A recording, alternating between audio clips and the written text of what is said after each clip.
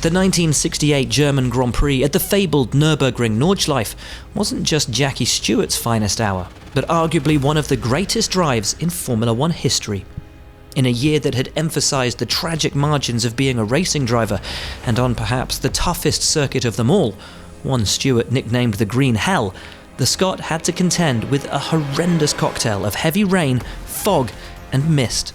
What followed was nigh on superhuman, Stewart's mental strength and driving ability helping him to prevail by an incredible 4 minutes.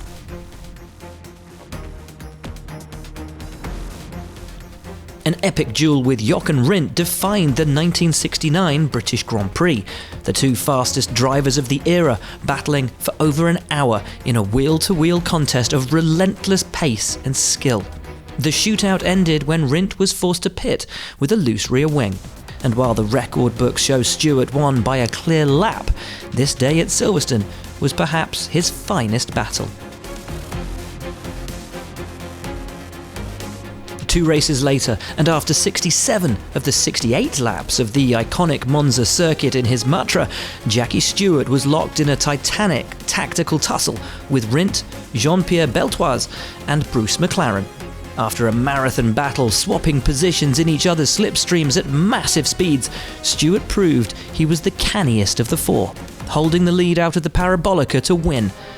The first 4 drivers covered by just 19/100ths of a second, the margins that define winners from champions.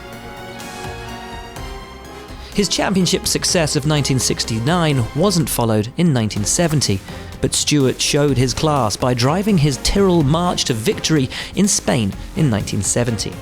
Initially fighting off a hard challenge from Jack Brabham, when the Australian retired, Stewart was left with nearly a full lap lead, and he duly brought home the team's first World Championship Grand Prix victory in only its second F1 Championship race, in dominant style. Of Stewart's 6 wins in 1971, Monaco was the greatest, a perfect performance on Formula One's most relentless racetrack.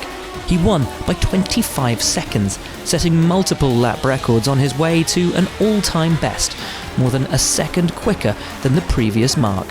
His mastery of Monte Carlo was plain for all to see, and cemented his place as the greatest driver of his generation.